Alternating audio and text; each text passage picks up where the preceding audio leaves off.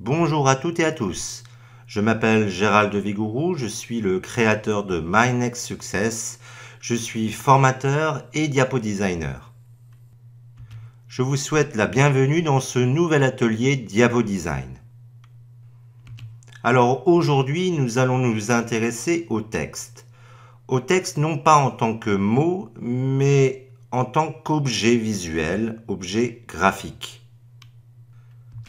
Alors soyons honnêtes, la typographie est longtemps apparue comme le parent pauvre de la communication d'entreprise, notamment pour les présentations PowerPoint. Combien de diaporamas utilisent encore aujourd'hui l'éternel Arial ou l'incontournable Calibri? Surutilisées, elles sont devenues communes, d'une neutralité tendant vers le vide. Elles ont ce petit côté uniforme peu stimulant visuellement. Elles manquent tout simplement de rythme. Et disons-le franchement, leur banalité devient ennuyeuse. Alors pourquoi choisir ces polices? La réponse est multiple. Tout d'abord, ces polices sont communes, donc compatibles sur tout support numérique. Pas de problème de lecture, pas d'effet de substitution ou autre. De plus, leur simplicité, leur neutralité en font des polices passe-partout bien commodes. Et puis un autre avantage et non des moindres, elles sont économiques. La finesse des caractères permet une diminution importante des coûts d'impression. Pour une entreprise, l'impact est non négligeable. Mais attention, pour ce qui est de la projection, la finesse des caractères passe difficilement. Il y a clairement un problème de lisibilité. Alors on peut se poser la question suivante. Y a-t-il une vie pour nos présentations PowerPoint en dehors de l'Arial? Eh bien oui, heureusement oui, et cela est fortement recommandable. Car dans un contexte où la communication tend à l'épurer, la qualité graphique des mots acquiert une importance nouvelle. En effet, depuis quelque temps, la typographie semble revenir sur le devant de la scène, notamment parmi les grandes marques de consommation. Un certain nombre d'affiches, d'annonces publicitaires, mais aussi de logos et de packaging, font ainsi le pari de la typographie. Sur un fond épuré, un nom ou une simple phrase se détache, dans une typographie d'apparence sobre mais innovante. Parmi les annonceurs qui réhabilitent la typographie, citons Monoprix, qui s'est lancé dans un mode de communication construit essentiellement sur une expression typographique. Charte graphique épurée, palette restreinte de couleurs, absence d'images et d'éléments pictographiques, et au contraire, développement d'une identité typographique très forte. Car la typographie, derrière son apparence inoffensive, est redoutable en termes d'efficacité. Elle permet en effet d'amplifier 3 dimensions de notre message. Sa visibilité bien sûr. Plus la qualité de forme et de graisse des lettres est grande, plus la prégnance visuelle est importante. Elle permet ce que les graphistes appellent le jaillissement. Chaque caractère, par son dessin et les attributs qu'on va lui donner, peut dégager ou non une harmonie avec l'esprit du texte. Sa tonalité. La typographie permet d'injecter dans le message un certain ton, emphase ou discrétion, officialité ou intimité, sont suggérés par la taille, la forme et la graisse des lettres, le choix entre le romain ou l'italique, capital ou bas de casse, et indirectement, la tonalité évoque des valeurs qui permettent d'accentuer et d'infléchir le message global. Enfin, l'identité de la marque. La typographie parle de l'émetteur. Posture d'autorité ou populaire, solennelle ou informelle, ancrage dans la tradition ou modernité affirmée. Le dessin des lettres d'une police de caractère va influencer d'une part la lisibilité et d'autre part l'identité, la personnalité qu'elle va être susceptible de véhiculer. Avant même la lecture du contenu, la typographie apporte une charge émotionnelle et une atmosphère particulière au design. Une typographie bien choisie et cohérente avec la ligne graphique de la composition retient l'attention du lecteur et le plonge dans un univers particulier. Le style peut être formel, décontracté, convivial, moderne. Alors, comment faire pour exploiter pleinement la puissance de la typographie alors que nous savons très bien qu'il existe un problème de compatibilité? Les solutions existent et offrent de magnifiques perspectives.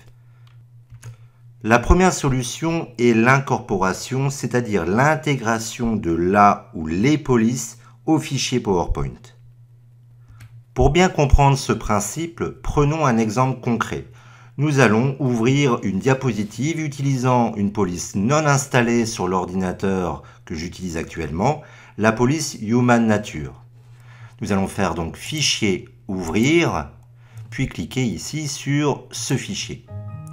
Voilà une fenêtre qui apparaît nous indiquant que la présentation contient une ou plusieurs polices incorporées.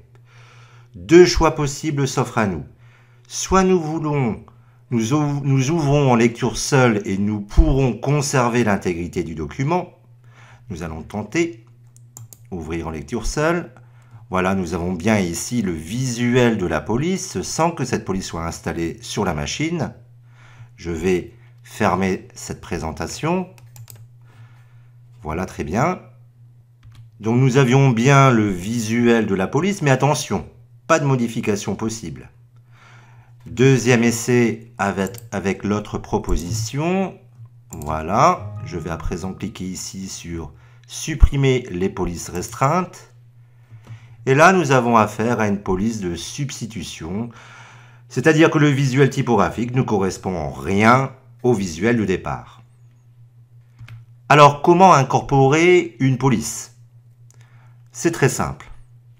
Il suffit d'aller dans l'onglet Fichier, puis de cliquer sur la commande Options.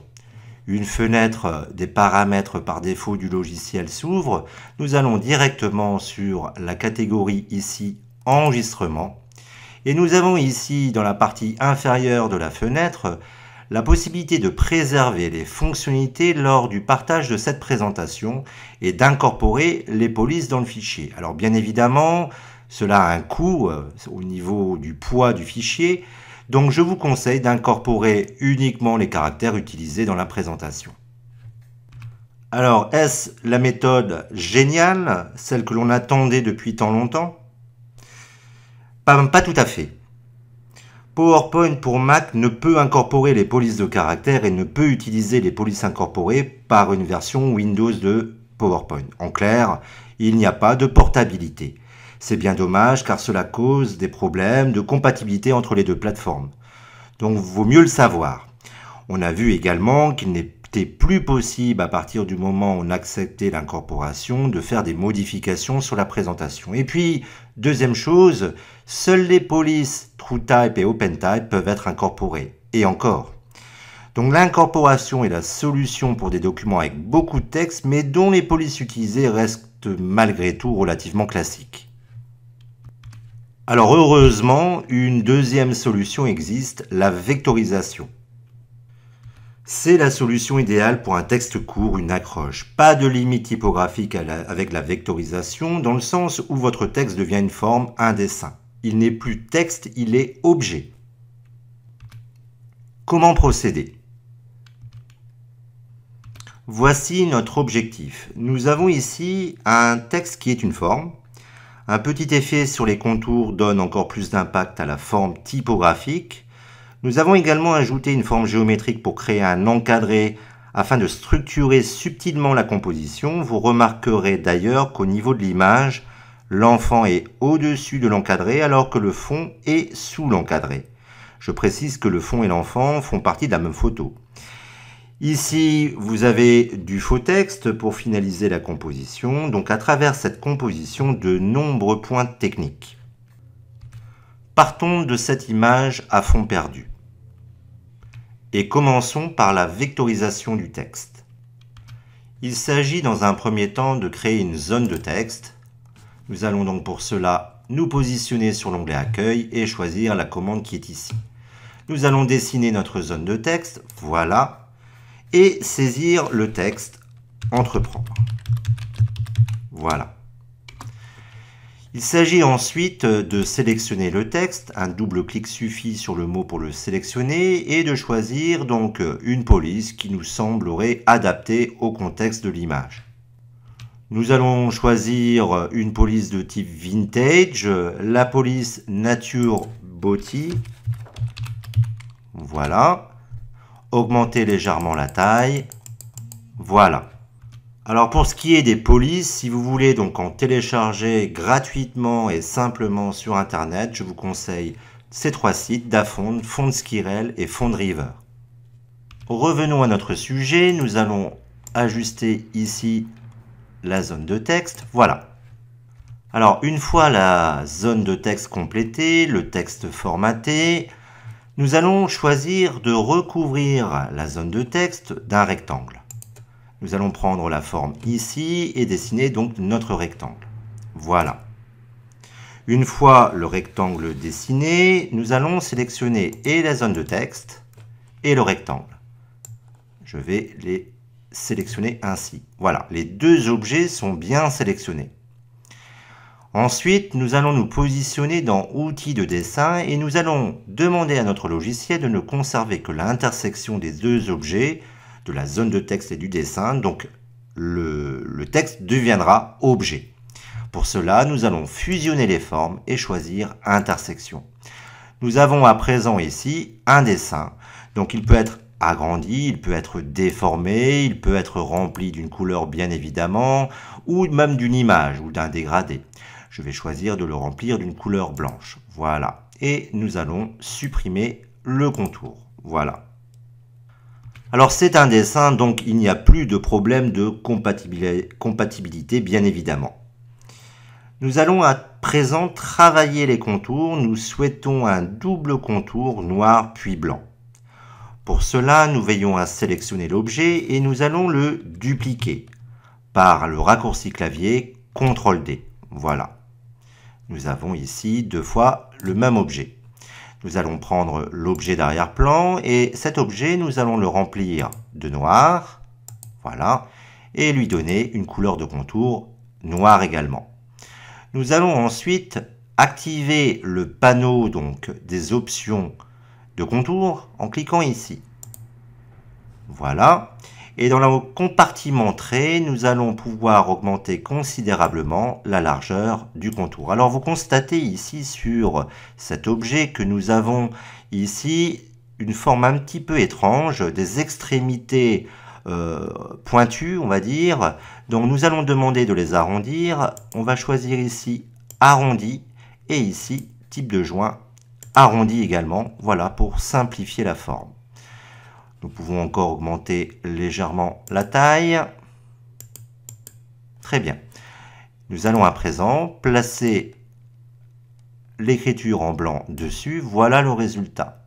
Alors bien évidemment, nous pouvons effectuer plusieurs actions en cascade. Voilà, je viens de dupliquer à nouveau donc l'objet. Je vais encore une fois augmenter fortement sa taille et cette fois-ci un contour blanc et un remplissage blanc.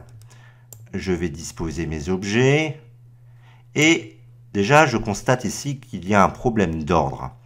Et bien pour gérer les plans, je vais activer toujours dans Outils de dessin le volet de sélection. Le volet de sélection est particulièrement intéressant puisque vous pouvez constater ici que vous avez la liste de tous les objets qui sont contenus sur la diapositive. Ceux qui sont en haut de la pile, ici, sont en premier plan. Donc ça permet bien évidemment de gérer les plans. Et puis vous avez ici la possibilité de masquer les objets. Je vais donc remettre les choses dans leur ordre, à savoir celui-ci en dessous de celui-ci. Pour cela, je vais cliquer ici, voilà. Pas tout à fait, encore une fois. Voilà, et placer au mieux. Voilà, celui-ci, je vais rajouter un contour un peu plus important pour que l'on puisse quand même apprécier au mieux l'effet. Voilà, je vais fermer la fenêtre et je vais reprendre cet objet et le placer ici. Alors bien évidemment, je vous conseille fortement de sélectionner ensuite les trois objets et de les grouper pour simplifier votre travail. Voilà. Nous allons placer l'objet sur la diapo, à peu près ici. Voilà. Nous allons à présent dessiner le cadre. Alors pour cela, il suffit de choisir un outil parmi donc les formes proposée par le logiciel, nous allons prendre la forme ici, la forme libre. Alors par défaut, on vous indique que c'est une forme courbe. Alors, il y a cette forme-là. Vous pouvez également d'ailleurs utiliser la forme libre, qui sera peut-être plus simple ici. Je vais cliquer ici. Et nous allons dessiner notre forme, notre encadré, pour créer une structure et délimiter une zone de marge, une zone donc de contour fixe. Alors, pour pouvoir faire des traits droits, je vous invite à utiliser la touche Shift qui va vous permettre de bloquer en fait la verticalité de votre trait. Voilà, un clic à chaque coin. Voilà, encore un ici. Et pour clore la forme, un double clic. Il suffira ensuite de modifier le contour et peut-être d'augmenter légèrement ce contour. Voilà. Si vous souhaitez avoir des contours arrondis, rien de plus simple. Dans ce cas-là, nous allons à nouveau activer le panneau de réglage des formes et choisir ici comme type d'extrémité des arrondis et comme type de joint également arrondi. Voilà. Très bien. Nous allons à nouveau replacer notre texte au mieux et peut-être réduire légèrement ici et ici l'objet. Alors pour ce qui est de l'image, nous allons devoir isoler le personnage du fond en le détourant.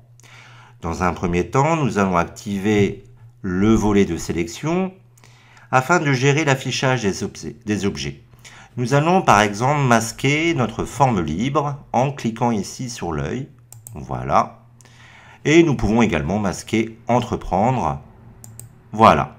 Nous n'avons plus que l'image qui est visible. Nous allons dupliquer cette image. CTRL D. Je vais peut-être fermer les différents panneaux ici pour un meilleur confort. Voilà. Voilà, nous avons deux fois l'image. Et l'idée sera de ne conserver sur cette duplication que le personnage ici. Et bien pour cela, nous allons dans les outils images et nous allons cliquer sur la commande supprimer l'arrière-plan. Le logiciel, via un algorithme, détecte les contrastes forts entre la forme de premier plan, le petit garçon et le fond. Alors tout ce qui est recouvert de magenta va être masqué, donc il y a du travail ici, bien évidemment.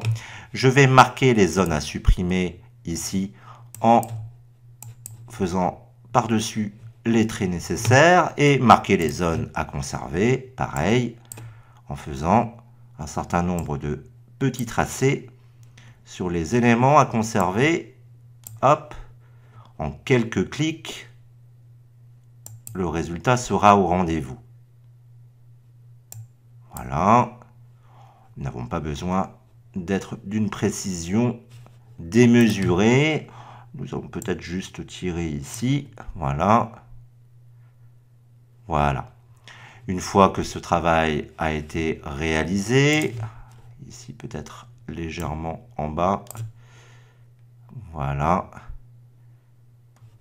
Alors voilà ce qui risque toujours d'arriver, c'est que comme votre logiciel interprète vos actions au fur et à mesure, parfois, il y a des petites retouches. Je conserve les modifications, j'ai deux fois donc mon personnage, l'un détouré, l'autre toujours ancré avec le fond. Je vais à présent réactiver mon volet de sélection pour remettre les choses dans l'ordre, dans le bon ordre. Donc nous avons notre image en premier plan, au second plan notre encadré, voilà, puis ici le terme entreprendre. Très bien. Je vais à présent rajouter une dernière zone, une zone de texte, ici. Voilà, donc insertion zone de texte. Et je vais taper un code qui me permettra de générer du faux texte. Égal lorem, L-O-R-E-M, j'ouvre la parenthèse, j'indique le nombre de paragraphes à générer, 1, je ferme la parenthèse et je valide. Voilà mon texte. Je vais lui attribuer une police, toujours vintage, type lobster. Voilà. Choisir une couleur, du blanc. Et pour une meilleure lisibilité, rajouter une petite ombre du texte. Et augmenter légèrement la taille. Voilà. Je vais couper le texte qui me semble en trop. Très bien. La composition est terminée. Alors cette composition, je l'espère, vous permet d'entrevoir les possibilités multiples, infinies, du fait d'avoir vectorisé donc notre texte. N'hésitez pas également à faire des jeux de police, c'est-à-dire combiner des polices de nature différente constitue en effet un excellent moyen de transmettre plusieurs messages visuels tout en respectant les règles élémentaires du design. Le mariage des police script et sans sérif par exemple laisse entendre une certaine souplesse de création et de style. En effet, la police sans sérif transmet un message moderne pour un séjour et la script ajoute sa touche d'élégance.